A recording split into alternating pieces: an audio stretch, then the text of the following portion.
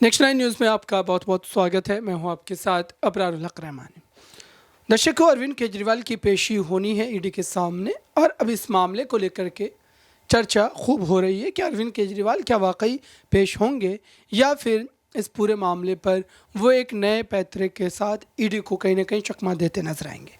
हालांकि इसको लेकर के अरविंद केजरीवाल और आम आदमी पार्टी का हमेशा से ये दावा रहा कि ये पूरा मामला, ये पूरी लड़ाई एक षड्यंत्र है भारतीय जनता पार्टी की आम आदमी पार्टी के खिलाफ। मेरे साथ इस पूरे मामले पर बात करने के लिए नया मौजूद है। इनसे समझते हैं कि आखिरकार इस पूरी लड़ाई को ये कैसे देख रही हैं और क्या वाकई अरविंद केजरीवाल के खिलाफ ईडी के इस कदम से कहीं ना कहीं उनका राजनीतिक नुकसान होने जा रहा है, क्योंकि चुनाव सर पर है और ऐसे में पार्टी पूरी तरीके से बिखरती हुई नजर आ रही है। आपका इस पूरे मामले पर जो है क्या राय रहेगी, और साथ ही अरविंद केजरीवाल अगर ईडी के सामने पेश होते हैं तो ईडी क्या उन्हें गिरफ्तार कर सकती है, क्योंकि गिरफ्तारी को लेकर के लगातार जो है खबरें सुर्खियों में बनी हुई।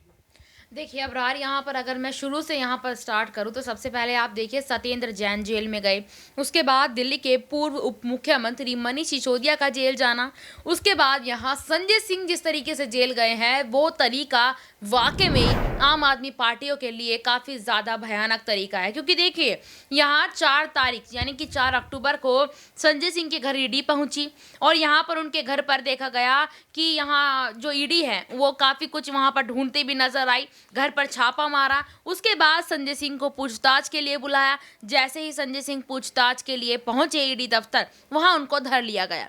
उसके बाद 4 अक्टूबर से आज देखिए आप अगला साल शुरू हो गया है, 2023 से 2024 आ गया, लेकिन संजय सिंह बार बार ये अपनी याचिका दायर कर रहे हैं कि उनकी जो गिरफ्तारी हुई थी वो असंवैधानिक तौर पर हुई थी। तो यहाँ बार बार ईडी सबूत का नाम लेकर उनकी गिरफ्तारी को लेकर और उनकी याचिका को खारिज करवा दे जाए यहाँ पर।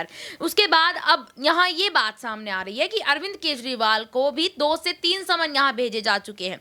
2 समन भेजे गए तो उस वक्त वो अपने काम में कहीं ना कहीं व्यस्त थे, ऐसा केजरीवाल ने यहाँ पर कहा था, क्योंकि पहले समन के दौरान मध्य प्रदेश के चुनाव प्रचार में वो लगे हुए थे। दूसरे समन के बाद देखा गया था कि वो यहाँ तब भी किसी काम में व्यस्त थे। तीसरा समन अब यहाँ उनको जारी किया गया है और कल 3 जनवरी 2024 को उनको पेश होना है। अब सबकी सुई यहाँ अटकी है, दूसरी पार्टियों की भी, विपक्षी पार्टियों की भी, केंद्र सरकार की भी और खुद ईडी की यहाँ पर इस पर सुई अटकी है। क्या केजरीवाल कल पेश होंगे या फिर कोई नया बहाना यहाँ पर लेकर आएंगे? क्योंकि देखिए अरविंद केजरीवाल को भी इस बात को अच्छे से वो जानते हैं कि संजय सिंह की तरह उनकी गिरफ्तारी भी यहाँ पर हो सकती है, क्योंकि यहाँ अगर उनके खिलाफ एक सिंगल सबूत भी यहाँ ईडी दिखा देती है या पेश कर देती है तो अरविंद केजरीवाल को जेल जाने से कोई नहीं रोक सकता। और खुद अरविंद केजरीवाल को यह बात पता है कि केजरीवाल गिरफ्तार यहाँ पर हो सकते हैं, तभी तो यहाँ पर अरविंद केजरीवाल ने अपने पार्टी के नेताओं के साथ बैठकर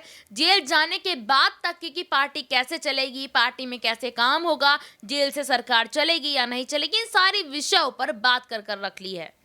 बिल्कुल, इस पूरे मामले पर अरविंद केजरीवाल ने जो है कई तरीक़े की तैयारी की है, चाहे वो अभियान से लेकर के जो है सरकार चलाने या फिर इस्तीफा देने की बात। इस पूरे मामले से जुड़ा हुआ एक रिपोर्ट आपको दिखाते हैं, देखिए इस रिपोर्ट को। तो हर वार्ड में एक जनसभा होगी जहां 200, 300, 400, 500 लोग हर बूथ से वहां लोगों को बुलाया जाएगा, उनसे बातचीत की जाएगी, उनकी राय ली जाएगी और 4 से 10 तारीख तक का समय होगा हर वार्ड में करने के लिए। और इस मुहिम को हम दिल्ली के लोगों तक लेके जाएंगे और दिल्ली के लोगों ने मन बना रखा है कि भारतीय जनता पार्टी जिस तानाशाही से, जिस गुंडागर्दी से माननीय मुख्यमंत्री जी को गिरफ्तार करना चाहती है, आम आदमी पार्टी को खत्म करना चाहती है, दिल्ली के लोगों ने एक मत इस मुहिम में ये कह दिया है कि दिल्ली के लोग अपने बेटे अरविंद केजरीवाल जी के साथ कंधे से कंधा मिलाकर इस लड़ाई में खड़े हुए हैं और भारतीय जनता पार्टी को सबक सिखा के रहेंगे, ये तय है। मैं कहूंगा आगे की बात हमारे वाइस प्रेसिडेंट राजेश गुप्ता जी अपनी बात रखें। सभी साथियों को नमस्कार। जैसा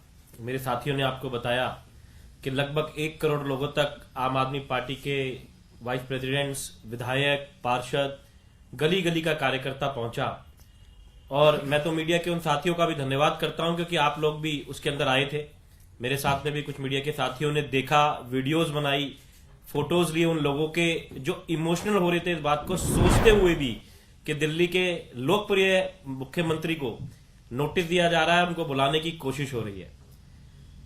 अब जो आगे के कार्यक्रम की बात हुई कि हम जनसंवाद करने जा रहे हैं। 250 जो वार्ड है उनमें एक एक बूथ के ऊपर से हमारे कार्यकर्ता आम जनता को लेके, आम आदमी पार्टी को प्यार करने वाले लोगों को लेके, क्योंकि हमने एक एक विधानसभा पिछली बार 67 और इस बार 62 जीती है, तो आप मान लीजिए कि हर घर से अरविंद केजरीवाल को वोट मिला है।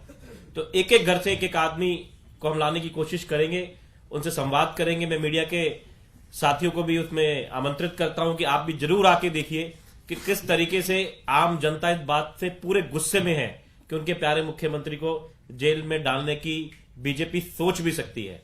बीजेपी का जो डर है कि 2 बड़े बड़े स्टेट्स के अंदर सरकार बनाना, एक जगह तो 3 बार बन चुकी है, गोवा में 2 विधायक आ जाना और गुजरात के अंदर 40 सीटों में दूसरे नंबर पे आना और 5 विधायक बन जाना। तो जितना डर उनको किसी पार्टी से नहीं था उतना उनको केजरीवाल से है। लेकिन हम इस डर को और बढ़ाएंगे क्योंकि ये जनता का प्यार है। हम घर घर जाएंगे और आपको फिर से एक बार मैं निमंत्रण देता हूं आदरणीय गोपाल राय जी की तरफ से, जो हमारे अध्यक्ष हैं और आदरणीय। तो आपने देखा दर्शकों, अरविंद केजरीवाल जो है इस पूरी लड़ाई को लड़ने के मूड में नजर आ रहे हैं और साफ तौर पर ये कह रहे हैं कि बीजेपी अगर ये चाह रही है कि इस पूरे मामले पर वो डराएगी, धमका सकेगी, ऐसा बिल्कुल भी संभव नज़र नहीं आएगा। वहीं एक सवाल जो इस पूरे मामले पर ये भी रहेगा कि 4 जनवरी से जो अभियान की शुरुआत होने जा रही है, इस पूरे मामले पर जो है आपकी क्या राय होगी और क्या इस अभियान से कोई बड़ा फर्क पड़ेगा?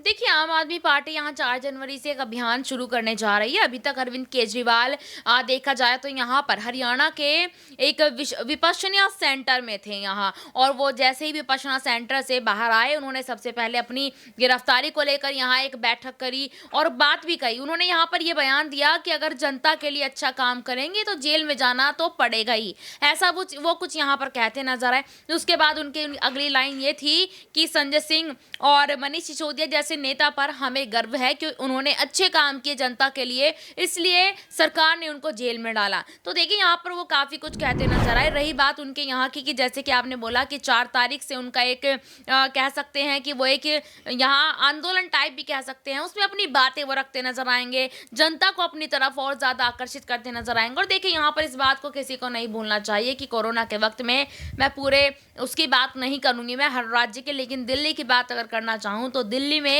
हर घर कोरोना के वक्त में अनाज और अन्न और भोजन पहुंचाने वाले अरविंद केजरीवाल थे और कोई नहीं था। बिल्कुल जो है इस पूरे मामले पर जो है इस तरीके की स्थिति बन रही है दर्शकों, और जो अब ईडी के सामने पेश होना अरविंद केजरीवाल को, इस पर हमारी नजरें बनी हुई है। जो भी अपडेट होंगे वो हम आप तक पहुंचाते रहेंगे। इस खास रिपोर्ट में बस इतना ही। जुड़े रहें बड़ी खबरों के लिए नेक्स्ट 9 न्यूज़ के साथ।